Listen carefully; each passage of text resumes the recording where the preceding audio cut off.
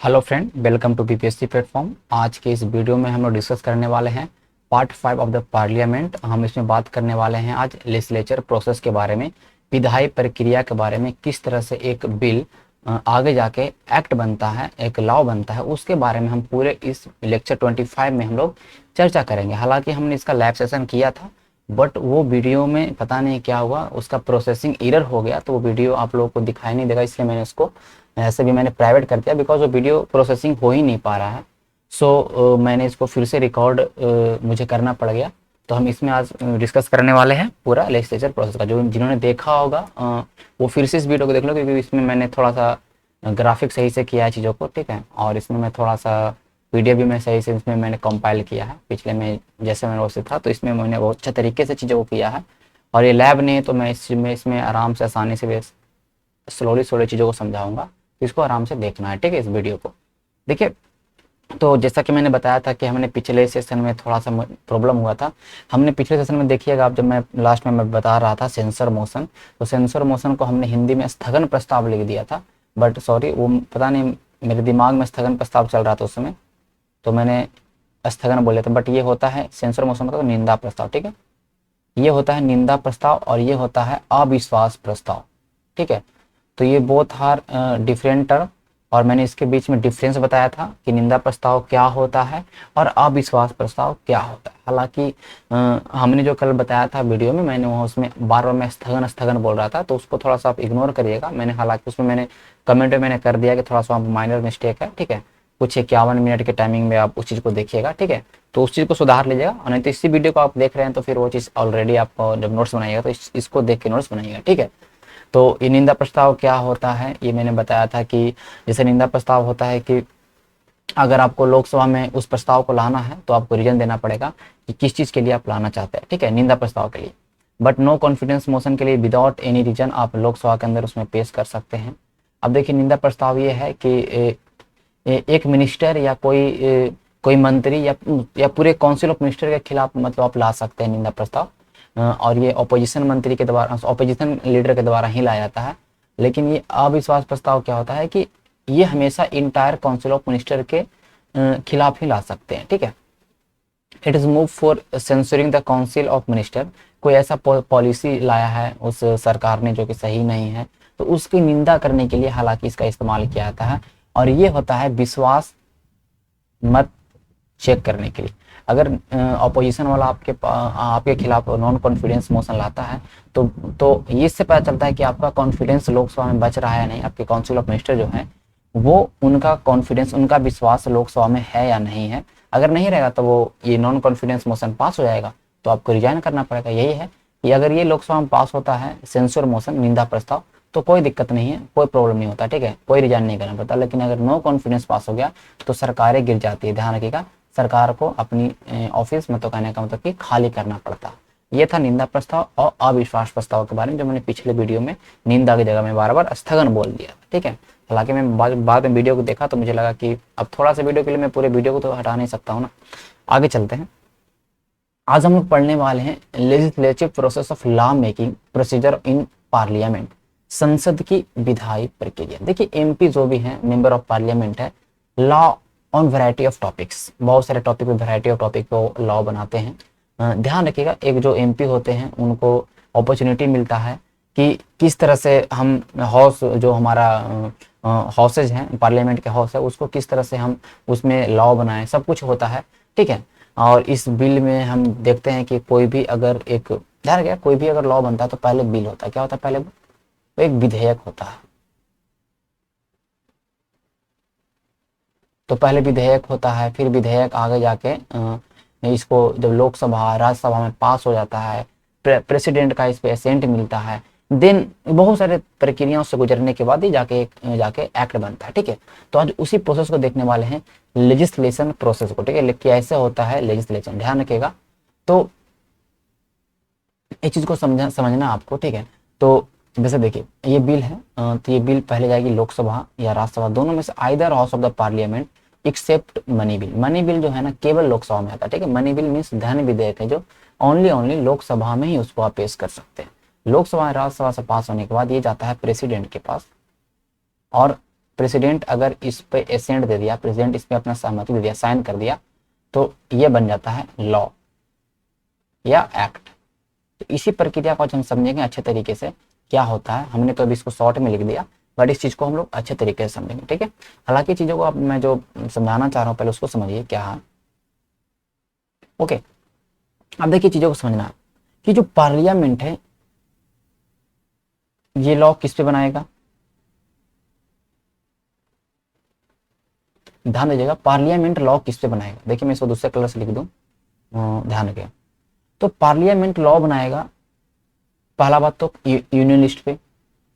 Union list के अंदर जितने भी सब्जेक्ट है उस पर पार्लियामेंट का बनाने का हक है। और कॉन्करेंट लिस्ट, कॉन्करेंट लिस्ट मतलब कहने का मतलब कि, ठीक है ध्यान रखिएगा,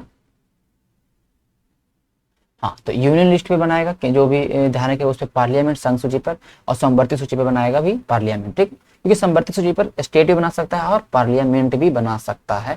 जैसे कि हम कॉन्करेंट लिस्ट के अंदर जैसे कि कुछ क्रिमिनल प्रोसीजर है, कुछ फैमिली लॉ है, तो उस पर पार्लियामेंट बना सकता है। अब यूनियन लिस्ट के अंदर में जैसे कि डिफेंस पे है, सिटीजनशिप पे, अभी हाल में सिटीजनशिप एक्ट आया, तो ये सब पे पार्लियामेंट का पावर है कि वो बना सकता है, ध्यान रखिएगा। और इस बिल को ध्यान रखिए, इस बिल को देखिए अब कोई भी लॉ बना सकता है, parliament can make law on this subject. तो लॉ बनने से पहले क्या होता है, लॉ पहले बिल होता है, तो ठीक है। तो ये जो बिल है, ध्यान रखिए, ये जो बिल है इंट्रोड्यूस किसके द्वारा किया था। अब जो बिल है आपके संसद में पेश किसके द्वारा किया जाता है, ध्यान रखिएगा। तो इसको कोई भी पेश कर सकता है, ध्यान रखिएगा। अगर मिनिस्टर पेश करें, मिनिस्टर मतलब जो मंत्री जी हैं, मंत्री जी अगर पेश करते हैं तो वो कहलाता है गवर्नमेंट बिल। क्या कहलाता है भैया, गवर्नमेंट बिल, मतलब पब्लिक बिल या सरकारी बिल, सरकारी विधेयक। अभी मैं बताने वाला हूं कि क्या होता है। अगर यही कोई एमपी कर दे, एमपी मतलब कहने का मतलब कि ये मंत्री नहीं है, बस एक सांसद है, अगर कोई एमपी करते हैं तो ये बिल कहलाता है प्राइवेट बिल, गैर सरकारी विधेयक बोल लीजिए, या तो आप इसको बोल लीजिए निजी विधेयक भी चलेगा, ठीक है, लेकिन मैं गैर सरकारी लिख देता हूं, गैर सरकारी विधेयक। कल से मैं इस पीपीटी में ही पढ़ाऊंगा, क्योंकि आई थिंक वो सॉफ्टवेयर में राइटिंग का इशू है, लिखने में थोड़ा वो सही से नहीं हो पाता है, तो मुझे थोड़ा उससे प्रॉब्लम भी होता है। हालांकि मैं सब क्लासेस उसी से लेता हूं, बट अब मैं इस पे ही पीपीटी के थ्रू पढ़ा, थोड़ा पीपीटी में मुझे बनाने में थोड़ा ये है कि आसानी भी हो जाता है। ओके, हालांकि दोनों आसानी है, ध्यान रखिएगा। अब देखिए, अब इससे समझने से पहले हम पहले देखेंगे भैया प्राइवेट बिल क्या है और गवर्नमेंट बिल क्या है, उसके बाद बिल पे आएंगे, बिल का टाइप क्या होता है। अभी तो हम कोई मिनिस्टर या कोई एमपी बिल पेश कर रहा है, तो प्राइवेट और गवर्नमेंट बिल में तो पहले फर्क देख ले, ठीक है, उसको पहले हम लोग देखते हैं, चीजों को समझेंगे। हालांकि उसको लिखना नहीं पड़ेगा, उसके लिए परेशान नहीं होना, ठीक है, यहाँ पे लिखा हुआ है, ठीक है। देखिए मैं इसको हाईलाइटर ले लूं। It is introduced in the parliament by a minister.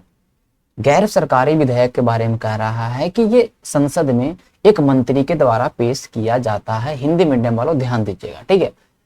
It is introduced by any member of parliament other than a minister. मंत्रियों को छोड़ के जितने भी मेंबर हैं पार्लियामेंट के, एमपीज हैं, अगर वो इस बिल को इंट्रोड्यूस करते हैं तो those bill are called private bill, means गैर सरकारी विधेयक, कोई दिक्कत नहीं होगा। It reflect the policies of government ruling party. ये क्या करता है, जैसे कि देखिए अगर सरकार का मंत्री पेश कर रहा है तो कहीं ना कहीं उसकी नीतियों को पेश करेगा, उसकी पॉलिसियों को, कुछ भी पॉलिसी लाना है जैसे कि, तो वो सरकारी बिल के अंदर कौन चीज होगा, सरकारी आदमी पेश कर रहा है। सरकारी मतलब हम लोग, मतलब प्राइवेट का मतलब हम लोग नहीं समझ लीजिएगा, मैं सरकारी आदमी कहने का मतलब अगर एक रूलिंग पार्टी का मंत्री पेश कर रहा है भैया, तो वो कहीं ना कहीं सरकार के नीतियों को पेश करेगा ना, कि हम ये चीज लाना चाह रहे हैं। लेकिन यही कोई एमपी पेश कर रहा है, आगे देखिए ज्यादातर जो ऑलमोस्ट बिल होते हैं सरकारी वाले वो मंत्री ही करेंगे। अब जो ऑलमोस्ट बिल होते हैं प्राइवेट बिल, जो गैर सरकारी विधेयक बोलते हैं, वो ज्यादातर विरोधी पार्टी ही करेंगे ना, ठीक है, ध्यान रखिएगा, एमपी करेंगे। और वो हमेशा दिखाते हैं, अगर वो भी कुछ पब्लिक मैटर की बातें करते हैं तो, जैसे कि एक एमपी है आपके क्षेत्र में, वो आपके क्षेत्र में कुछ ऐसे, स्टेट में कुछ ऐसे कानून लाना चाहते हैं जो पब्लिक आपके क्षेत्र की ही बात करे, तो वो प्राइवेट बिल होगा। क्या हो जाएगा? प्राइवेट बिल हो जाएगा। ओके, मैं इसके बारे में एक चीज लिख दूं, ध्यान रखिएगा कि अभी तक मात्र 14 बिल ऐसे हैं प्राइवेट बिल पास हुए, ठीक है। ओनली 14 प्राइवेट बिल है जो अभी तक पास हुए। इस चीज को ध्यान रखिए, ठीक है। इवर 14 मात्र गैर सरकारी विधेयक पास हुए, बाकी ऑलमोस्ट गैर सरकारी विधेयक क्या हो जाते हैं भैया, चले जाते हैं। ठीक है, ध्यान रखिएगा। It has greater chance to approved by the parliament. Parliament से अप्रूव होने का बहुत बहुत चांस है, बहुत अच्छा हाँ चांस होगा ना, उसका रूलिंग पार्टी, उसकी बहुमत की सरकार। तो लोकसभा में तो ऐसे ही पेश हो जाना, ऐसे ही पास हो जाना, राज्यसभा में तो पास होएगा ही। राज्यसभा में पास नहीं होगा तो फिर हम संयुक्त अधिवेशन बुला लेंगे 108 के थ्रू। संयुक्त अधिवेशन होगा तब मेरा बहुमत तो मेरा ही रहेगा ना, पास होना ही। अभी बीजेपी कुछ भी पास करवा सकती है, आप देख सकते हो। इसका लेजर चांस है, पास होगा नहीं पास होगा कोई गारंटी नहीं, इसलिए अभी तक मात्र 14 बिल हुए पास अभी तक, शुरुआत से लेकर, ठीक है। It rejection by the House amount expression of bond parliament confidence in the government may lead to the resignation। हाँ, अब देखिए कह रहा भैया कि अगर इसका रिजेक्शन हो गया पब्लिक बिल का, अगर सरकारी विधेयक जो है कोई मंत्री पेश करते हैं, उस विधेयक अगर वो विधेयक पास ना हो पाए, ठीक है। अब हम सरकार है, हमारी सरकार है, हम बहुमत में हैं और हमने किया है बिल पेश, ठीक है, हमने बिल पेश किया है और हमारा बिल ही रिजेक्ट हो जाए। अब आपके लोग बैठे हैं, आपके एमपी बैठे हैं और आपके एमपी उस बिल को पास नहीं होने दे रहे हैं, तो इसका मतलब कि आपके एमपी, आपका कॉन्फिडेंस इन द हाउस नहीं है, कॉन्फिडेंस आपके पास नहीं है। और ऐसे नहीं कॉन्फिडेंस आपके पास है तो तुरंत इस बात को अगर इस बात को समझेगा ऑपोजिशन वाला, तुरंत लगा देगा नो कॉन्फिडेंस मोशन, बोलेगा भाई इसका तो अपना ही पार्टी सपोर्ट नहीं कर रहा, तो जरूर जरूर कुछ प्रॉब्लम है, नो कॉन्फिडेंस मोशन पास होगा तो आपको पता होना कि उसको रिजाइन करना पड़ जाएगा। तो ये है कि अगर ये फेल होता है, ये रिजेक्शन अगर हो जाता है पब्लिक बिल का, तो बहुत ऐसा होता नहीं है, ठीक है। ये है कि अगर इसका रिजेक्शन होता है तो कोई दिक्कत नहीं है भैया, कोई दिक्कत नहीं, ठीक है, कोई दिक्कत नहीं है। Okay, it introduction in house require 7 day. अब देखो, अगर सरकारी बिल को लाना है तो 7 दिन पहले आप नोटिस देना है कि हम इस बिल को ला रहे हैं, कोई भी बिल हो, एनी बिल, कोई दिक्कत नहीं। लेकिन प्राइवेट बिल को लाना तो 1 महीना पहले नोटिस देना पड़ेगा, समझ रहे हैं बात को, 1 महीना पहले, ठीक है। अब ये मंत्री है, मंत्री वाला बिल के लिए 7 दिन, अब अगर मंत्री नहीं है तो ऐसे मंत्री के लिए इतना थोड़ी ना मार होता है। It is drafted by the concern department in the consultation with the law department. अभी मैं बताऊंगा ड्राफ्ट क्या होता है।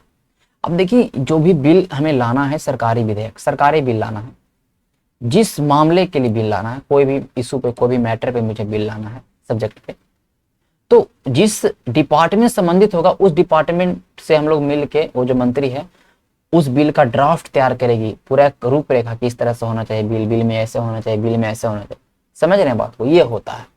अगर यही अगर मान लेते हैं कि प्राइवेट बिल रहेगा तो भाई अब प्राइवेट बिल ला रहे हो, अपने मैटर का ला रहे हो, तो खुद उसका ड्राफ्टिंग करने के लिए जिम्मेदार आप खुद हैं, खुद आप उसको किस तरह से रूपरेखा तैयार करना है, उसके अंदर क्या डालना है क्या नहीं डालना है, सब डिपेंड करता है उस मेंबर पर जिसने उस प्राइवेट बिल को लाया है।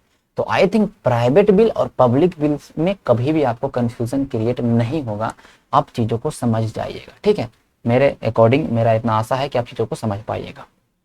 Now let's to second point, that is type of bill. Bill के प्रकार होते हैं, ठीक है, बिल के प्रकार होते हैं, बिल अलग अलग टाइप के होते हैं, तो उन बिल को देखेंगे भाई अलग अलग टाइप के बिल क्या होते हैं। ओके, समझेंगे कौन कौन से अलग टाइप के बिल होते हैं।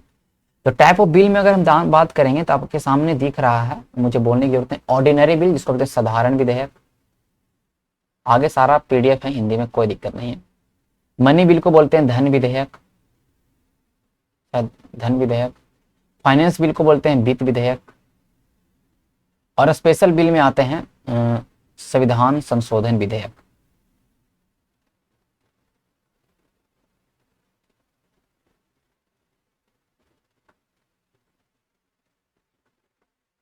ओके, संविधान संशोधन विधेयक, बातों को समझ पा रहे हैं भैया। ये है type of bill in the parliament, जो मतलब जैसे कि कौन बिल साधारण है, कौन बिल धन विधेयक है, तो वो सब बताता है आपका। जैसे कौन बिल धन विधेयक है, कौन सा बिल धन विधेयक है, तो वो आपका लोकसभा के जो चेयरमैन होते हैं लोकसभा के, वो बताते हैं कि ये बिल धन विधेयक है। आगे हम बताएंगे धन विधेयक के बारे में, डिटेल से चर्चा करेंगे। अभी हम देख लेते हैं इन बिलों के बारे में थोड़ा सा, ठीक है। यहाँ पे मैं लिख दूँ, ओके। बिल के कितने प्रकार मैंने बताया अभी मैं आपको बताया कि मैंने ऑर्डिनरी बिल,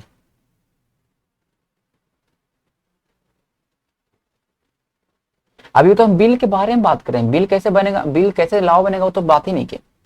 अभी ये देखिए भैया, ऑर्डिनरी बिल के बारे में मैं आपको बता दूं, ठीक है, चीज़ को समझिएगा ध्यान से।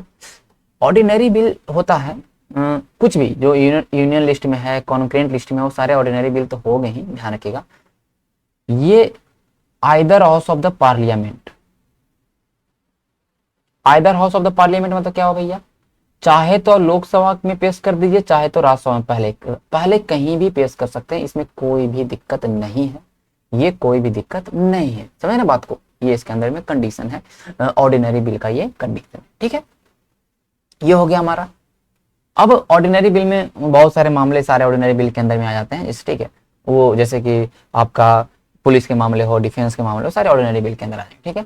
अब हम मनी बिल, छोटा छोटा चीजों को मैं बताऊंगा अभी, हालांकि सबका आगे पीडीएफ है। मनी बिल बहुत खतरनाक है, इसको समझाएंगे अच्छे से। खतरनाक क्या, मैं बता दूंगा तो फिर आपको सब कुछ समझ आएगा। मनी बिल मतलब हिंदी में धन विधेयक, हिंदी वालों में हिंदी नहीं लिख रहा हूँ, बाकी आगे सब हिंदी में है। धन विधेयक में कौन सा चीज आता है, कौन सा मैटर, देखिए ये तो पहला बात, केवल ओनली इन लोकसभा, भैया लोकसभा ओनली यही पेश कर सकते हैं, ऐसा नहीं कि पहले राज्यसभा में पेश कर दे। मनी बिल को राज्यसभा से मतलब नहीं है, इसको लोकसभा से ही मतलब है। और राज्यसभा, ध्यान रखिएगा, अगर रिजेक्ट करती है इस बिल को, ध्यान रखिएगा, राज्यसभा अगर रिजेक्ट करती है इस बिल को, तो 14 दिन के अंदर फिर से इस बिल को कहने का मतलब कि रिटर्न करना पड़ेगा, और नहीं करना 14 दिन के अंदर रिटर्न, तो फिर बिल ऑटोमेटिक पास होता है। आगे बताएंगे। Lok Sabha only money bill introduce होता है इन लोकसभा ओनली, ध्यान रखिएगा। इसमें टैक्सेशन होता है, अगर कोई भी टैक्स वैक्स है, कोई भी टैक्स की बात है, कोई टैक्स में अगर टैक्स के अंदर में कुछ कटौती करना, रिमिशन करने हैं, टैक्स के अंदर में कोई बदलाव करना है, टैक्स मतलब कुल मिला के ऑल अबाउट पैसा वैसा मनी वनी से संबंधित है, वित्त से मतलब कहने का धन से संबंधित जो भी मुद्दा रहेगा वो आएगा धन विधेयक के अंदर में। जैसे इसके अंदर और क्या आ जाएगा, कॉन्टीजेंसी फंड जो है, कॉन्टीजेंसी फंड ऑफ इंडिया है या कंसोलिडेटेड फंड ऑफ इंडिया, दोनों ध्यान रखिएगा। इनसे पैसा निकालना है, इसमें कुछ रिसिप्ट डालना है, विड्रॉवल करना है, पैसा पेमेंट करना है, ठीक है। सरकार कोई टैक्स, कोई कहीं से उधारी बोरोइंग ले रही है, गवर्नमेंट फंडिंग है, सब आता है मनी बिल में, धन विधेयक में, समझ रहे बात को। सब कहाँ आता है, धन विधेयक में। अब जो सबसे जो आने वाला है, अब हो जाएगा कंफ्यूज, वो आएगा, कहाँ चला गया ये कलर सिलेक्ट क्यों नहीं हो रहा, फाइनेंस बिल।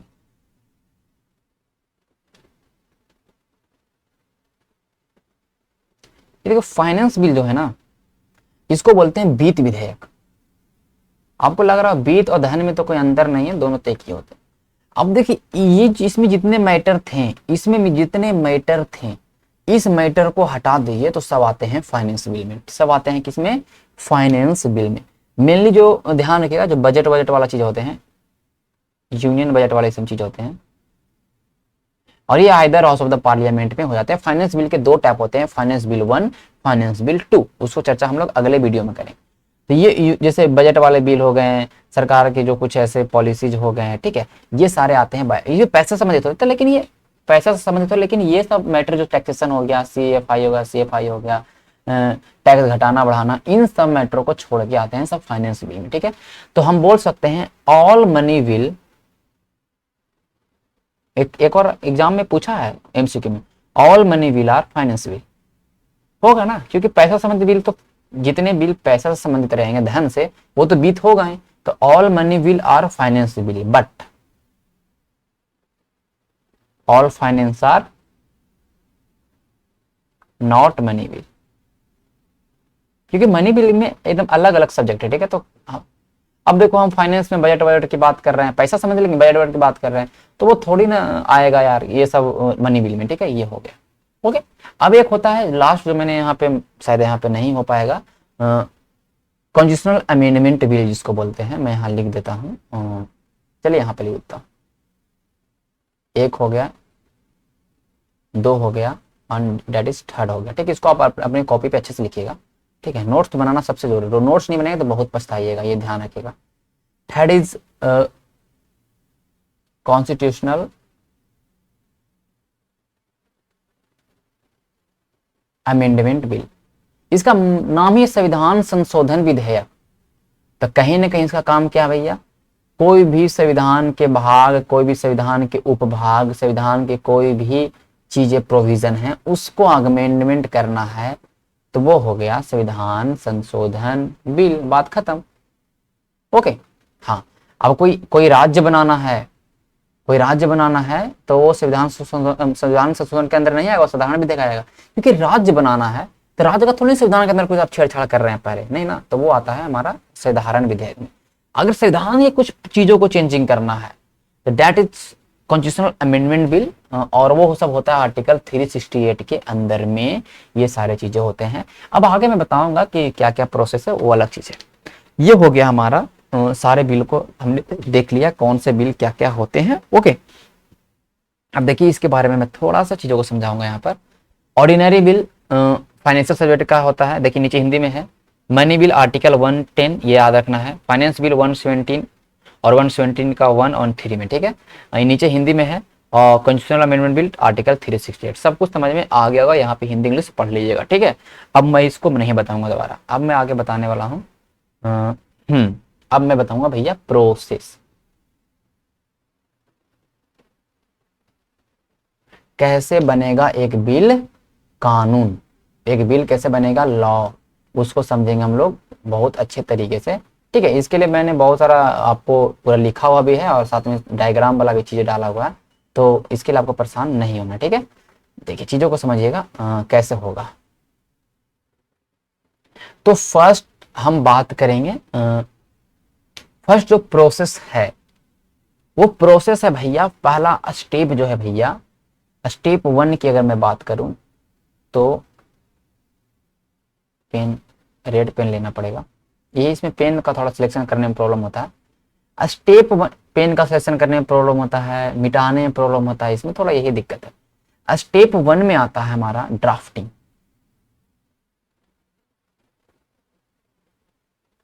मतलब करिए तैयार, प्रारूप तैयार करिए, रूपरेखा तैयार। अब जो भी बिल आपको लाना है, जो भी बिल आपको पेश करना है, उसके पहले आप एक ड्राफ्ट तो तैयार कर लो। ड्राफ्ट, ये हम इसमें ये डालने वाले हैं, तो पूरा लिख लाख के सब कुछ पेजवाज में रख लो, उसको बोलते हैं ड्राफ्ट तैयार करना। पहला काम यही होता है, कोई भी बिल हम लाने वाले हैं ना, तो पहले हम लोग करते हैं ड्राफ्टिंग। क्या करते हैं? ड्राफ्टिंग। हम लोग नहीं, मतलब MP लोग करते हैं, ध्यान रखिएगा। ये ड्राफ्ट किया जाता है with the help of concerning ministry. मैंने जस्ट बताया, अगर सरकारी बिल है तो उसके संबंधित जो भी मंत्रालय हैं उनको बनाने में हेल्प करेंगे, कंसर्निंग मिनिस्ट्री उसको ड्राफ्टिंग बनाने में हेल्प करते हैं।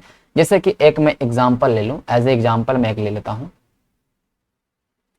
जैसे लड़कियों के शादी का उम्र जो है 18 वर्ष से लेके 21 वर्ष करना है? 18 वर्ष से लेके 21 वर्ष करना है, ऐसा हमको बिल लाना है, तो क्या करना पड़ेगा आपको इस चीज के लिए? इसका अब इसके अंदर में क्या क्या प्रोविजन डालिएगा, डायरेक्ट थोड़ी ऐसे लगेगा हाँ 18 से कैसे करना है, ऐसे तो नहीं, उसके अंदर बहुत सारी चीज लिखना पड़ता है ना, बहुत सारे। तो उसका रूपरेखा तैयार करने के लिए सबसे अच्छा क्या करना पड़ेगा? मिनिस्ट्री के पास जाना पड़ेगा। उस मिनिस्ट्री, तो कौन मिनिस्ट्री? लॉ मिनिस्ट्री के पास, जो कानून विभाग है उसके पास। कानून विभाग के जाइएगा, लॉ मिनिस्टर रहेंगे, ध्यान रखिएगा, और बेसिकली वही पेश करते भी है। लॉ मिनिस्ट्री उसका रूपरेखा अच्छा से तैयार करेगा, इसमें ये डालिए, इसमें ये डालिए, एक क्लॉज, ये क्लॉज होगा, ये क्लॉज होगा। और भी क्या कर सकते हैं उस संबंधित, और भी जैसे मान लेते हैं कि ministry of women and child development, ठीक है, जो वुमेन एंड चाइल्ड डेवलपमेंट का जो मंत्रालय है वहां से भी जाइएगा, वहां भी वो भी कुछ ना कुछ रूपरेखा तैयार करने में मदद करेगा। ये होता है आपका ड्राफ्टिंग प्रोसेस, ठीक है, ये होता है आपका ड्राफ्टिंग प्रोसेस। ओके, और ये ड्राफ्टिंग प्रोसेस में कोई भी तरह का कहने का मतलब कि ध्यान रखिएगा, इसमें डिस्कशन नहीं हो रहा है अभी, ठीक है। अभी केवल बिल को एक तरह से लिखा जा रहा है, तैयार किया जा रहा है, ठीक है। ये हो गया, ओके। और अब हम आगे चलेंगे, ओके। ड्राफ्टिंग तैयार हो गया। देखिए इस चीज को अगर आपको अच्छा, और इसके लिए बहुत अच्छे से आपका एनसीईआरटी क्लास 11th में बहुत अच्छे तरीके से समझाया हुआ है, ठीक है। दोस्तों समझिएगा अच्छे से। स्टेप आ गया 2, स्टेप आ गया 2, बट इस स्टेप को बोलते हैं हम लोग फर्स्ट रीडिंग।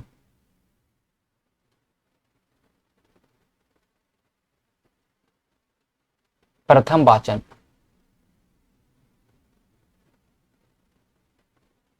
ठीक है। क्या बोलते हैं? प्रथम वाचन। अच्छा, प्रथम वाचन या पहला वाचन जो ये बोलिए। अब ये प्रथम वाचन जो होता है, ये होता है, इसमें क्या होता है, ये चल गया बिल फर्स्ट हाउस में। फर्स्ट हाउस में बिल पेश होने का, अभी पेश हुआ नहीं, पेश होने का प्रक्रिया है। फर्स्ट हाउस मतलब चाहे तो आप लोकसभा में पेश कर रहे हैं, चाहे राज्यसभा में, कहीं भी कर रहे हैं। मैं फर्स्ट हाउस लिखूं तो आप जो भी मान लीजिए, ठीक है। लोकसभा मान लीजिए, राज्यसभा मान लीजिए, एनीथिंग, ठीक है। अगर मनी बिल रहता तो केवल लोकसभा में होता, ये ध्यान रखें, ठीक है। बट है वो भी तो बिल ही। अब देखिए, बिल चाहे तो लोकसभा में पेश करिए, चाहे तो राज्यसभा में पेश करिए, चाहे मंत्री करे पेश, चाहे तो गैर करने का मतलब कि गैर सरकारी मंत्री करे, मतलब कोई एमपी करे, कोई दिक्कत हो, कोई भी कर सकता है, no problem. But first house में इंट्रोड्यूस करने से पहले जो भी करेगा उसको क्या लेना पड़ेगा, उसको लाना पड़ेगा मोशन, मतलब प्रस्ताव। क्या प्रस्ताव लाना पड़ेगा? Motion for leave to introduce in house. Hindi वाले क्या लिखेगा इस चीज को? हिंदी वाले इसको लिखिएगा कि बिल को संसद में, संसद के पहले सदन में पेश करने से पहले हमें अनुमति का प्रस्ताव लाना पड़ता, अनुमति के लिए प्रस्ताव लाना पड़ता है, ठीक है। फॉर लीव मतलब क्या होता है यहाँ पे? फॉर लीव मतलब हो गया अनुमति, ठीक है। फॉर लीव मतलब हो गया अनुमति, मतलब छुट्टी नहीं हुआ, मतलब अनुमति हो गया।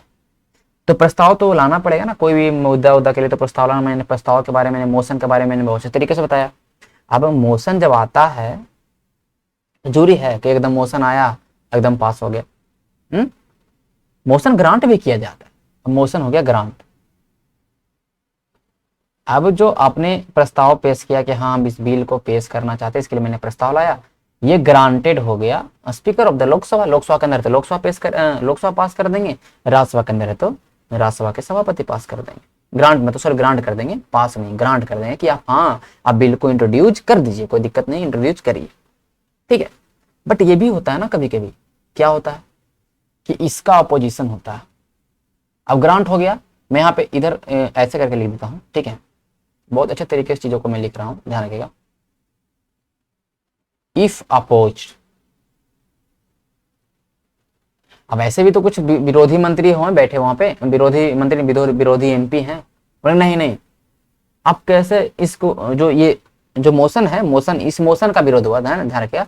इस मोशन का विरोध, किसका विरोध हो रहा है? इस मोशन का। बिल को पेश करने से, बिल को पेश करने के लिए जो हमने प्रस्ताव लाया, उस प्रस्ताव का नहीं, बिल को पेश नहीं होना, नहीं होगा पेश, ऐसे भी होता है बहुत ज्यादा, नहीं पेश होना। तो आप उसका, अब क्या होता है ना कि जो स्पीकर है, इफ अपोज, स्पीकर कहेगा, जो अपोज कर रहे हैं और जिस मंत्री ने इस बिल को लाने के, बिल को इंट्रोड्यूस करने के लिए मोशन रखा है, उसको देना पड़ेगा एक्सप्लेनेटरी स्टेटमेंट, मतलब कि बहुत ही विस्तृत तरीके से आप क्यों अपोज कर रहे हैं इसका, ध्यान दीजिएगा, क्यों अपोज कर रहे हैं उस चीज का। देखिए बेसिकली अपोज का क्या आता है ना, जब मैटर हो, जब आप मान लेते हैं कि आपको बनाने का, आपका जो जुडिक्शन है, ध्यान रखिए क्यों अपोज होता है, मैं यहाँ पे लिखता हूँ। पार्लियामेंट का जो एक जो क्षेत्र है, ध्यान रखिए, पार्लियामेंट का जो जुडिक्शन है, उससे बाहर की चीजें हो, अगर उससे बाहर की चीजें होते हैं ना, तो तब ये होता है। जैसे कि एक ध्यान रखिएगा, एक लोकसभा में बिल पास होने, ध्यान रखिएगा, मैं बताता हूँ आपको एक चीजें, ठीक है, ध्यान रखिएगा, ओके। जैसे कि एक पब्लिक डैम करके कुछ बिल था, डैम सेफ्टी करके से कुछ बिल था, ध्यान रखिएगा। ओके, हाँ डैम सेफ्टी बिल था 2018 का, ठीक है। डैम सेफ्टी बिल 2018 था। जब वो उसको पेश करने के लिए प्रस्ताव हुआ तो उसका विरोध होने लगा, हालांकि भी बाद में वो चीज हो जाता है, ठीक है। मतलब कहने का मतलब वो चीज पेश हो गया था, ठीक है। अब ये जो पार्लियामेंट जुडिक्शन के बेस पर जिस ग्राउंड पे जिस मंत्री जिस एमपी ने इसका विरोध किया है इसका, ठीक है, तो फिर इस पे होता है वहीं पर, वहां पे मतलब वोटिंग होता है। और वोटिंग में अगर ये बिल फेवर में अगर हो गया, वोटिंग अगर फेवर में हो गया तो ये मोशन हो गया इंट्रोड्यूस, मोशन हो गया पास। मोशन पास हुआ तो क्या हो गया, इंट्रोड्यूस होगा, इंट्रोड्यूस होगा तो क्या होगा, ग्रांट हो जाएगा। अब ग्रांट होने के साथ क्या होगा, एक तरह से टोटली रूप से ये अब लोकसभा है तो लोकसभा, राज्यसभा है तो राज्यसभा के अंदर इंट्रोड्यूस।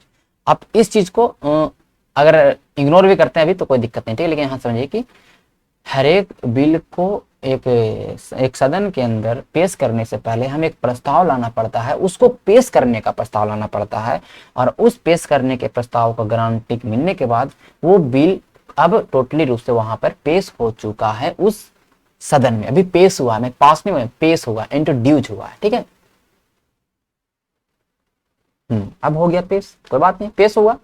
अभी पेश होता है ना, जब पेश होता है बिल, उसके बाद इस बिल का कॉपी, मतलब फोटो कॉपी करा के, ठीक है, इस बिल का पूरा फोटो कॉपी करा के एवरी मेंबर, सारे मेंबर को मिलता है कि देखो भैया ये बिल हो गया है इंट्रोड्यूस यहाँ पर, और इस बिल में ये चीजें हैं, सब लोग पढ़ो, क्या करो, सब लोग पढ़ो, ठीक है। अब ये बिल यहाँ पर तो कॉपी भी मिलता है सबको, एवरी मेंबर को। अब इस बिल का गैजेट नोटिफिकेशन, सबसे महत्वपूर्ण चीज ध्यान रखिए, क्या होता है, गैजेट नोटिफिकेशन पब्लिश होता है पेपर में, हर जगह पब्लिश होता है। गजट जिसको बोलते हैं, गजट प्रकाशित होता है, क्या होता है, गजट प्रकाशित, हर जगह गजट प्रकाशित होता है इस बिल का। जैसे अगर एक सदन में पेश हो गया, मतलब एक सदन में ये पेश होने की अनुमति मिल गई, तो इसका हर एक जगह क्या होगा, गजट प्रकाशित होगा, ठीक है। हर एक जगह सबको पता चल गया कि ये बिल आने वाला है, सब जगह सबको पता चल गया ये बिल आने वाला है, ये बिल होने वाला है, ठीक है। ओके, एवरी मेंबर के पास सब कॉपी चला गया है। तो ये फर्स्ट रीडिंग वाला काम कंप्लीट, फर्स्ट रीडिंग वाला काम कंप्लीट, 2 चरण हो गए कंप्लीट, ठीक है। तो फर्स्ट रीडिंग वाला काम कंप्लीट हो गया, प्रथम वाचन कंप्लीट। अब नाउ लेट्स टू द, अगर हम बात करते हैं, move to the second reading. अब दूसरा वाचन होगा, ठीक है। 3 वाचन होते हैं बेसिकली, अब होगा हमारा दूसरा वाचन। ओके, गजट हो गया प्रकाशित, सेकंड रीडिंग, द्वितीय वाचन या दूसरा वाचन,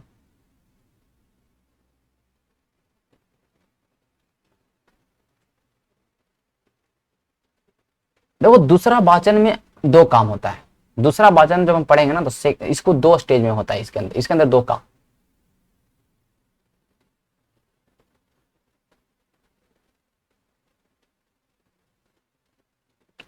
first stage and here is second stage. इसके अंदर 2 स्टेज होते हैं। पहला स्टेज होता है, ध्यान रखिएगा कि पहले स्टेज में बिल जो होता है डिस्कस होता है, क्या होता है, डिस्कस। हाउस के अंदर जो डिस्कस इन द हाउस, जिस सदन में ये बिल इंट्रोड्यूस हुआ है उस सदन में ये बिल क्या होगा, डिस्कस होगा, इस पे चर्चा होगा, क्या होगा, चर्चा। हालांकि सबको कॉपी ऑलरेडी मिल चुका है, फिर भी क्या होता है, इस पे चर्चा होता है, ठीक है। देखिए एक चीज यहाँ पे ध्यान रखिएगा, जैसे कि गजट नोटिफिकेशन जो पब्लिश होता है ना, ये कभी कभी गजट नोटिफिकेशन जो है इंट्रोड्यूस होने से पहले भी पब्लिश हो सकता है। ऐसा मतलब कहने का मतलब, इस चीज को ध्यान रखिएगा, अगर ऐसा परमिशन, प्रायर परमिशन मिल जाता है तो, ठीक है। जैसे कि यहाँ पर क्या हुआ कि इंट्रोड्यूस हो गया, सब मेंबर को कॉपी मिल गया, तब हमने गजट को नोटिफिकेशन को पब्लिश किया पेपर ऊपर जहाँ पे। लेकिन ध्यान रखिएगा, आर्टिकल नहीं, रूल ऑफ प्रोसीजर जो है, रूल ऑफ प्रोसीजर पार्लियामेंट के जो संचालन के जो नियम है उसके जो 64 नंबर जो रूल कहता है कि आप पहले भी परमिशन लेके इसको पहले भी इस चीज को आप लोग, कहने का मतलब कि नोटिफिकेशन पब्लिश कर सकते हैं, ठीक है। ये होता है, मैंने इस चीज को छोड़ दिया था, आगे चलता हूं। अब ये पहले स्टेज में क्या होगा, डिस्कस हो गया, ठीक है। डिस्कस होने के बाद जो होता है काम क्या है, डिस्कस होने के बाद काम है कि इसको, ये पहला स्टेज में ही होता है, डिस्कस होता है इस पे, ठीक है। डिस्कस होने के बाद इस विधेयक पर चर्चा होने के बाद 3 ऑप्शन होते हैं। First option is select committee को भेज दीजिए, हिंदी में प्रवर समिति बोलते हैं, ठीक है। एंड सेकंड वन इज, क्या था, प्रवर समिति। सेकंड वन होता है कि इसको भेजिए भैया ज्वाइंट कमिटी को, पार्लियामेंट ज्वाइंट कमिटी या ज्वाइंट कमिटी ऑफ पार्लियामेंट होता है, ठीक है। ये दो भेजा, ज्वाइंट कमिटी मतलब संयुक्त समिति होता है। ये ज्वाइंट कमिटी जो होता है उसमें राज्यसभा लोकसभा दोनों के मेंबर होते हैं इस कमिटी में। सेलेक्ट कमिटी जो प्रवर समिति होता है इसमें कुछ कुछ मेंबर होते हैं, ध्यान रखिएगा, ओके चीजों को। अब है एंड थर्ड वन इज, तीसरा क्या ऑप्शन है, तीसरा ऑप्शन है, मतलब ऑप्शन क्या, मतलब तीसरा एक चीज होता है पब्लिक इनपुट। लोगों का इस पर से, जो आम जनता है उनका इस पर से इनपुट लिया जाए, ये जो हम बिल ला रहे हैं इसमें क्या चीजें हैं क्या नहीं है, सब कुछ इसके अंदर में सारे चीजें होती हैं। चीजों को समझ पा रहे हैं, ओके। अब हो गया यहां से काम तमाम। अब होगा सेकंड स्टेज। सेकंड स्टेज तो यहीं पे स्टार्ट हो रहा है ना। अब ये जो कोई भी कमिटी में जो भेजेगा, ये पब्लिक इनपुट तो हटा दीजिए, जैसे सिलेक्ट कमिटी है, अगर कमिटी के अंदर आता है तो कमिटी ही पब्लिक इनपुट ले लेती है, हालांकि सब पे पब्लिक इनपुट नहीं लिया था। सिलेक्ट कमिटी हो गया, पार्लियामेंट ज्वाइंट पार्लियामेंट कमेटी हो गया, इसमें से इसके पास भी जाएगा, जिस कमेटी के पास रेफर होगा, ध्यान रखिएगा, ओके। वो कमेटी क्या करेगी, जैसे सिलेक्ट कमेटी लिया, वो कमेटी इस चीज को क्या करेगी, clause by clause, clause by clause मतलब कहने की लाइन बाय लाइन उस पूरे बिल को कंसीडर करेगी, डिस्कस करेगी, उसको मतलब कहने का मतलब कि उसको समझेगी हर एक चीजों को, ठीक है। उसके एक एक चीज को थरोली पढ़ेगी, उसको थरोली पढ़े मतलब कहने का मतलब कि क्लॉज बाय क्लॉज, और मैं बोलूं थरोली, ठीक है, थरोली एग्जामिन करेगी उस बिल को। उस बिल को पूरे रूप से, पूर्ण रूप से, विस्तृत रूप से उस बिल को देखेगी वो कमेटी कि इस बिल के अंदर में क्या है क्या नहीं है। संयुक्त समिति या तो प्रवर समिति का ये काम है, ठीक है। मतलब हर एक पॉइंट पे उसका चर्चा, मतलब खुद मतलब कहने का मतलब कि करेगी, ठीक है। अब क्या होगा, ध्यान रखिएगा, अगर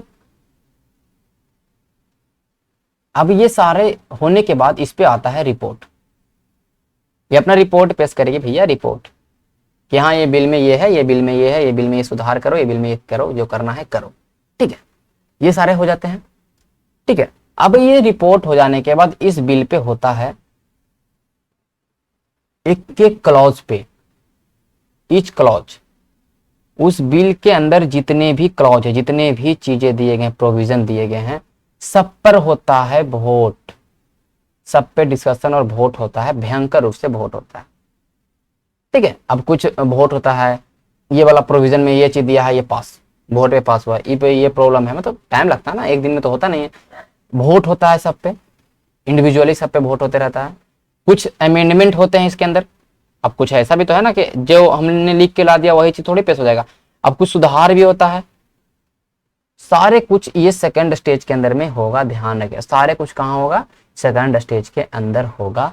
और जब यहां से इस सेकंड स्टेज के अंदर ये सारे काम होने के बाद होता है थर्ड रीडिंग, ठीक है। यहां पर सारे काम हो चुका है, पूरा डिस्कशन हो चुका है। अब now let's to third reading, हम लोग जाएंगे अब तीसरे रीडिंग पर। यहां पर तो आई थिंक नहीं होगा, पेज बचा या नहीं, कोई बात नहीं, मैं यहीं पे लिखता हूं, छोटा पॉइंट है थर्ड रीडिंग।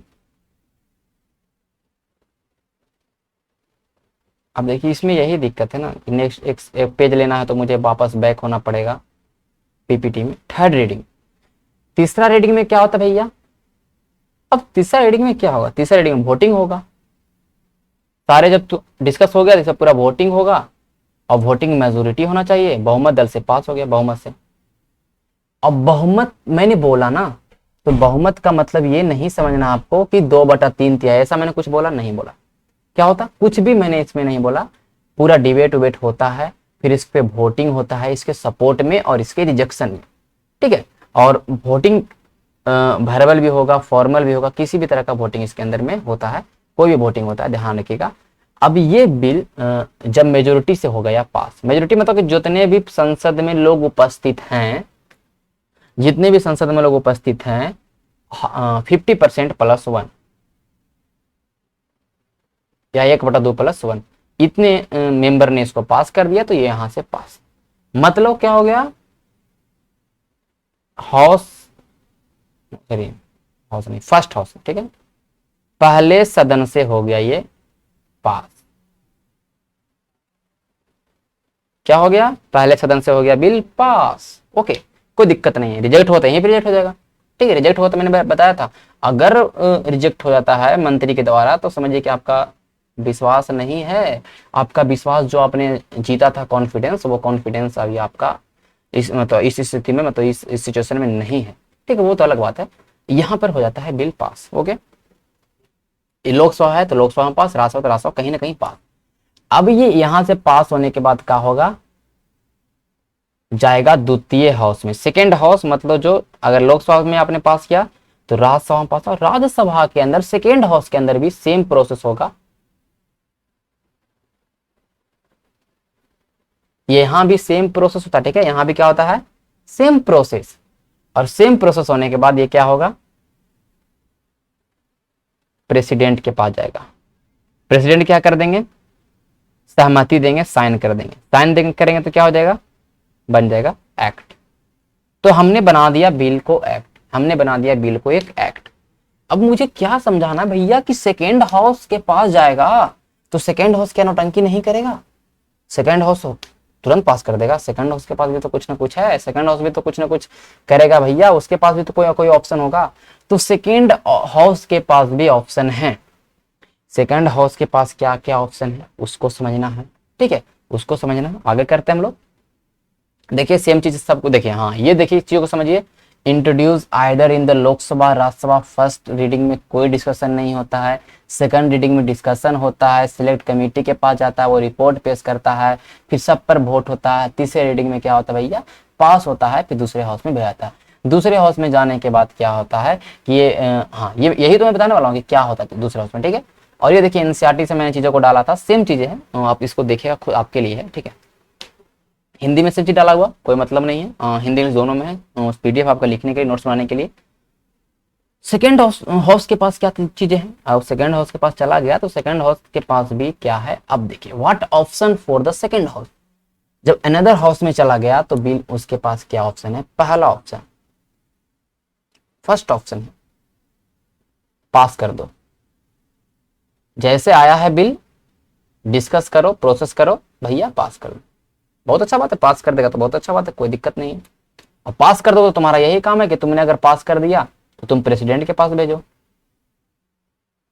ठीक है। ये प्रेसिडेंट के पास अभी चला गया बिल, ठीक है, और प्रेसिडेंट के पास जाएगा तो वो मतलब कहने का तो वहां पे साइन होगा तो बिल बन जाएगा। अभी हम सेकंड हाउस की बात करें, ठीक है, अभी राष्ट्रपति की बात चर्चा करेंगे, वहां पे भी क्या होता है। दूसरा ऑप्शन ये है कि ये पास नहीं करेगा, क्या करेगा, रिजेक्ट कर देगा,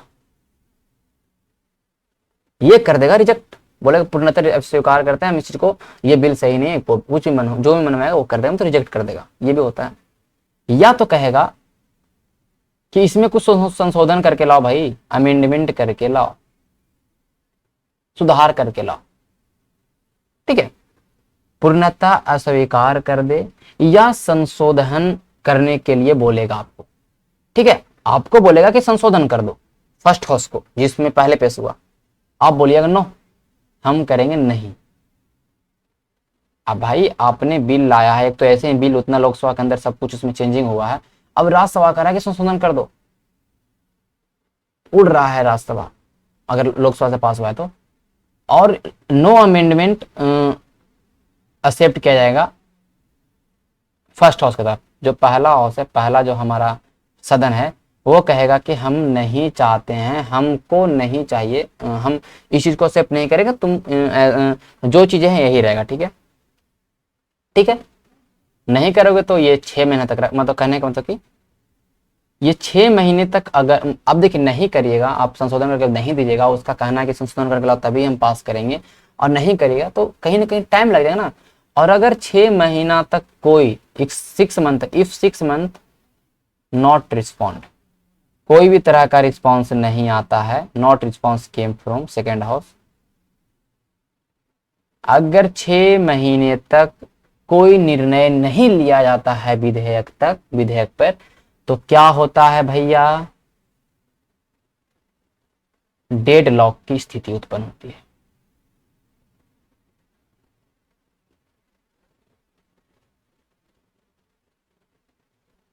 डेड लॉक की स्थिति उत्पन्न होती है, मतलब कहने का मतलब क्या हो गया, गतिरोध की स्थिति उत्पन्न हो गई, गतिरोध हो गया। अब भाई ऐसा तो नहीं होगा ना बिल पेंडिंग रहेगा, बिल में कुछ ना कुछ तो करना पड़ेगा। अब इस्तेमाल करते हैं हमारे प्रेसिडेंट आर्टिकल 108 का। क्या है आर्टिकल 108? हाँ, if deadlock situation arise, president कहते हैं बहुत तुम लोग लड़ लिए आपस में, अब हम इस्तेमाल करेंगे आर्टिकल 108 का। आर्टिकल 108 में लिखा गया है ज्वाइंट सिटिंग ऑफ पार्लियामेंट। देखिए कहीं कहीं पे ज्वाइंट सेशन आपने सुना होगा, लेकिन ज्वाइंट सेशन नहीं होता, ठीक है। संयुक्त सत्र थोड़ी होता, संयुक्त बैठक होता है ना, बैठक, सेशन नहीं होता, ठीक है। तो joint sitting of the parliament, संयुक्त बैठक होता है, ठीक है, नॉट संयुक्त सेशन, सत्र, ठीक है, ये ध्यान रखिएगा। दोनों लोग मतलब राज्यसभा के लोग और लोकसभा के एक साथ बैठते हैं। इसके अध्यक्षता कौन करता है, चेयरमैन कौन होते हैं इसके चेयरमैन कौन होते हैं, पहला बात ये सवाल आया, बहुत बार आता है ना कि जो joint sitting of the parliament होता है, संयुक्त बैठक की अध्यक्षता कौन करता है, लोकसभा के स्पीकर। एल स्पीकर मतलब लोकसभा के speaker, speaker of the Lok Sabha. अच्छा, speaker of the Lok Sabha absent है तो क्या होगा, ठीक है, एब्सेंट है तो कोई बात नहीं, एब्सेंट है तो लोकसभा के वाइस स्पीकर, उपसभापति, ठीक है,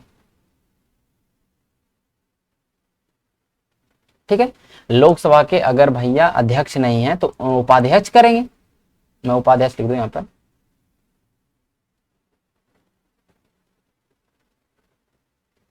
यहां पे अध्यक्ष होता है। अच्छा, ये भी एब्सेंट है तो होता है ना, सिचुएशन तो हो सकता है ना, सारे सब प्रोविजन किए गए। अगर ये एब्सेंट है ना तो मैं राज्यसभा के वाइस चेयरमैन,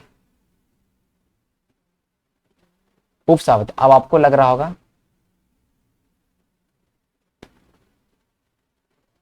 अब आपको ये लग रहा होगा कि राज्यसभा के वाइस चेयरमैन, राज्यसभा के चेयरमैन कहाँ गए भैया, उसको दे देते, उस राज्यसभा के सभापति को देते करने के लिए। तो राज्यसभा के सभापति नहीं रहेंगे ना, क्योंकि राज्यसभा के सभापति जो होते हैं वो कोई मेंबर थोड़ी ना है यार, वो तो प्रेसिडेंट है ना, प्रेसिडेंट थोड़ी ना कोई मेंबर है, कोई भी हाउस का, कोई भी हाउस के मेंबर नहीं होते हैं, ठीक है। इसलिए राज्यसभा के चेयरमैन को नहीं मिलता है। राज्यसभा के वाइस चेयरमैन क्या होते हैं, वो मेंबर होते हैं, एक एमपी होते हैं वो, ठीक है। बाकी हमारे प्रेसिडेंट, वाइस प्रेसिडेंट एमपी तो नहीं होते ना, प्रेसिडेंट ना वाइस प्रेसिडेंट दोनों तो एमपी नहीं होते ना, ठीक है। ये हो गया हमारा, तो ये तीनों में से जो भी रहेंगे वो करेंगे। तो ये आपको याद रखना, ये कंटिन्यूअस क्रम में याद रखना, ठीक है। अब चेयर, अब तो मैंने बता दिया चेयरमैन, चेयर कौन करेगा, ठीक है। अब होगा यहाँ पर भी डिस्कशन होगा, और यहाँ पर मेजोरिटी से पास होना है ना,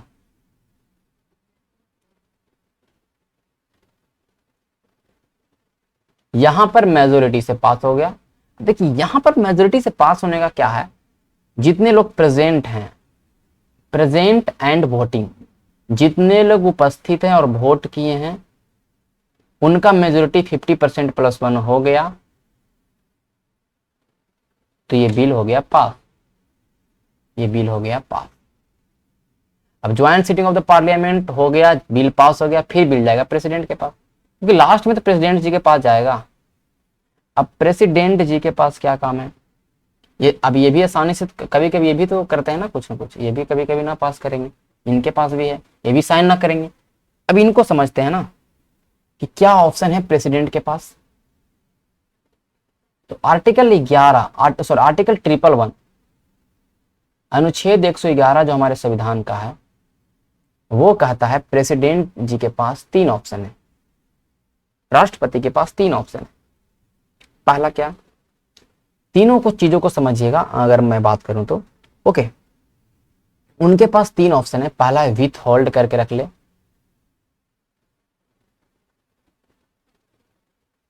विथ होल्ड में तो क्या होता है कि सुरक्षित रखें, हम यस करेंगे मतलब साइन करेंगे ना करेंगे ऐसा कुछ नहीं बता रहा, मतलब कुल मिला के अभी विथ होल्ड रखें, सुरक्षित रखें, पॉकेट में रख लिए। और यहाँ पे इस्तेमाल करते हैं वो पॉकेट विटो का, ठीक है ध्यान रखिए। सॉरी ये विथ होल्ड करके रखें ना, हाँ तो हाँ सॉरी हाँ ये हो गया हमारा। पॉकेट विटो का भी इस्तेमाल कर सकते हैं, एब्सोल्यूट विटो का भी इस्तेमाल कर सकते हैं। एब्सोल्यूट विटो का, एब्सोल्यूट विटो में तो कहने का मतलब कि कुल रूप से ये सुरक्षित रख रहे हैं, ठीक है। ये कहने का मतलब कि ये बिल को मतलब ये मतलब कहने का मतलब बिल के ऊपर ये अपना अनुमति दे ही नहीं रहे। अनुमति देने से क्या कर रहे हैं, मना कर रहे हैं एकदम सिंपली रूप से। ये पॉकेट विटो नहीं, सॉरी एब्सोल्यूट विटो, ठीक है।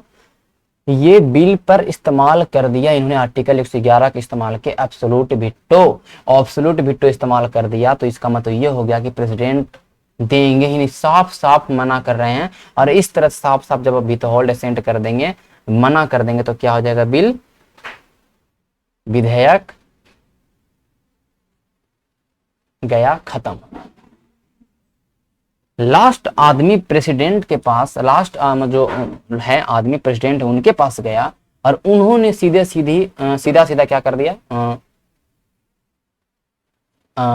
इनकार मतलब कहना अनुमति नहीं दिया और नहीं, ठीक है, विथ होल्ड करके रख लिया और अनुमति नहीं दिया। और इस स्थिति में क्या होता है, मतलब सीधे सीधे बोल देता है कि हम इस पे साइन नहीं करेंगे, डायरेक्टली कुछ नहीं वो बोले कि सुधार करो या कुछ करो, सीधे बोल दिया कि हम सीधे से डायरेक्टली इनकार कर दिया, नहीं करेंगे, तो वो विधेयक वहां पर से क्या होता है, विधेयक खत्म हो गया, विधेयक खत्म। सेकंड क्या है, हालांकि ऐसा करते नहीं, सेकंड है वो इस पे कर देंगे भैया, ध्यान रखिएगा, रिटर्न कर देंगे इसको, रिटर्न फॉर रिकंसिडरेशन।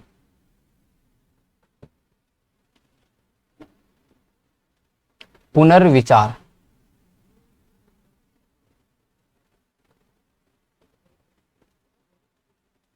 ओके, क्या कर देंगे, पुनर्विचार करेंगे, मतलब कहेंगे कि इस पे फिर से आप लोग इसमें ऐसा करिए कि ये संविधान की इस अनुच्छेद को, इस चीज को वायलेट कर रहा है, संविधान के चीजों को, सब चीजों को मतलब कहने का मतलब कि प्रॉब्लम कर रहा है, ठीक है, इसलिए आप इसमें थोड़ा सा सुधार करके लाइए, कोई दिक्कत नहीं, ठीक है। ये सारा चीजें क्या जाता है, मतलब पुनर्विचार में कुल मिला के होता है कि आप उसमें कुछ ना कुछ सुधार करके लाइए, ठीक है, ओके, ये होता है। अब जो सुधार के लिए भेजा गया, ठीक है, बैक फिर से वापस हो जाता है, मतलब लोकसभा में फिर चला गया, फिर राज्यसभा में आएगा, मतलब जो सुधार है उस सुधार को फिर से मतलब वही प्रोसेस के थ्रू फिर से सुधार को करते हुए फिर से पास होके फिर से राष्ट्रपति के पास रिवाइज में आ जाएगा, रिवाइज होके रिटर्न हो गया राष्ट्रपति के पास। अब राष्ट्रपति ने जो बोला था कि इसमें ये चीज हटा के लाओ या ये चीज करके लाओ, हमने वो चीज करके आपके पास ले आया, तो अब आपके पास कोई ऑप्शन नहीं बचता है, आपको एसेंट देना पड़ेगा, सॉरी एसेंट आपको मस्ट गिव एसेंट। राष्ट्रपति को, प्रेसिडेंट को कोई भी हाल में अब इस पे साइन करना पड़ेगा और वो लॉ बन जाएगा। ये हुआ। दूसरा में है कि जब ये वापस लौटाएगा तो, ठीक है। और पहला तो आपको पता है कि डायरेक्टली वो साइन भी कर सकते हैं, तो वो तो पहला कंडीशन हो गया, ठीक है, ओके। सेकंड 2 हो गया, और तीसरा क्या हो गया कि वो साइन कर देंगे डायरेक्टली, मतलब कुल मिला के मतलब तुरंत इस पे असेंट दे देंगे, गिव द असेंट। हाँ लो भाई साइन हो गया, पास हो गया बिल, कंप्लीट, ठीक है, ये हो गया, मतलब लॉ बन गया, ये होता है, ठीक है। हालांकि इन द केस ऑफ बात करते हैं रिकंसिडरेशन में, जो पुनर्विचार वाला चीज है ना, ये मनी बिल पर लागू नहीं होता, ध्यान रखिएगा। क्यों, मैं बताऊंगा। ये जो मनी बिल है ना, हमने राष्ट्रपति से पूछ के, जब भी मनी बिल पेश होता है लोकसभा के अंदर, तो हम राष्ट्रपति से पूछ के ही पेश करते हैं, राष्ट्रपति से अनुमति लेते हैं पहले, तभी पेश करते हैं। जब राष्ट्रपति आपने खुद अनुमति दिया है कि इस बिल को पेश किया जाए और फिर बोल रहे हैं कि इस बिल में ये गड़बड़ी है, तो ये गलत बात है ना। तो ये ऐसा नहीं होता, मनी बिल के केस में नहीं होता, ये चीज आपको ध्यान में रखिएगा। तो मैंने तीनों तरीका बता दिया। और ये मैंने सॉरी यहाँ पॉकेट वीटो लिखा था, पॉकेट वीटो अलग चीज होता है। मैंने पॉकेट वीटो ध्यान रखिएगा, वो होता है कि जब बिल पे हमको सहमति देना ही नहीं, देंगे या नहीं देंगे हम बता ही नहीं रहे, कुछ नहीं बता रहे हैं, हम बस पॉकेट में अपने बिल को मतलब कहने मतलब रख लिए, एक तरह से बोले जाता है कि पॉकेट में बिल को रख लिए। वो इस पे अनिश्चितकालीन समय के लिए वो बोलते ही नहीं, हाँ या ना, कुछ नहीं बोलते, ठीक है। ये हमारा हो गया कंडीशन, ठीक है। हमने बता दिया, सब कुछ बता दिया, ठीक है। सेम चीज देखिए यहाँ पे लिखा हुआ, चीजों को समझिएगा। आर्टिकल 108 के बारे में सेम चीज लिखा हुआ। ये पीडीएफ आपको कहां पे मिलेगा, मैं ये चीज बताता हूं, ये पीडीएफ कहां मिलेगा। First of all Telegram channel, नया स्पेशल धार के न्यू चैनल है टेलीग्राम का, इसका लिंक आपको डिस्क्रिप्शन में मिलेगा। और ये स्पेशल स्टूडेंट है जो भी रेगुलर रहते हैं ना, जो सीरियस है, जो 67 के लिए प्रिपरेशन एकदम मन से कर रहे हैं ना, उनके लिए, ठीक है। ध्यान रखिए, फालतू लोगों को यहाँ पे अलाउ ही नहीं है। और पीडीएफ आपको ऐप में भी मिल जाएगा। हमारे बीपीएससी प्लेटफॉर्म का ऐप गूगल प्ले स्टोर से डाउनलोड करना है। डाउनलोड होने के बाद आपको जब ऐप खोलिएगा तो ऊपर में से इधर तीन लाइन दिखाई पड़ेगा, उस पर क्लिक करने के बाद आपको एक स्टडी मटेरियल सेक्शन होगा, स्टडी मटेरियल सेक्शन होगा। स्टडी मटेरियल सेक्शन में जाने के बाद आप जाइएगा, तो स्टडी मटेरियल सेक्शन में जाने के बाद आपको ओपन करने के बाद फोल्डर मिलेगा पॉलिटी लाइव का। तो पॉलिटी लाइव सेक्शन में जाने के बाद आपको वहाँ पे पीडीएफ मिल जाएगा, जो भी क्लासेस का पीडीएफ है वहाँ पे आपको प्रोवाइडेड रहेगा, ठीक है। वहाँ बहुत सारे फोल्डर है, करंट अफेयर का भी है, तो वहाँ पे आपको मिल जाएगा, तो वहाँ से आप डाउनलोड कर सकते हैं। मिलेंगे हम कल के सेशन में, सॉरी आज के सेशन में ही मिलेंगे हम लोग, ठीक है। ध्यान रखें, मतलब आज शाम के सेशन में मिलेंगे हम लोग पॉलिटी में। आगे हम लोग बात करेंगे मनी बिल के ऊपर, और भी उसके जो भी टॉपिक छूट गए हैं उस पर हम लोग चर्चा करेंगे। आई होप आपको ये वीडियो बहुत अच्छा लगा होगा, चीज़ें समझ में आएगा अच्छे तरीके से। तो कल से हम पीपीटी का इस्तेमाल करेंगे, तो इसमें राइटिंग सही चलता है और चीज़ों को हम समझा भी अच्छे से पाते हैं, ठीक है। वहाँ पे पता नहीं क्या हो जाता है। तो मिलते हैं कल, तब तक के लिए हम लोग धन्यवाद, ओके।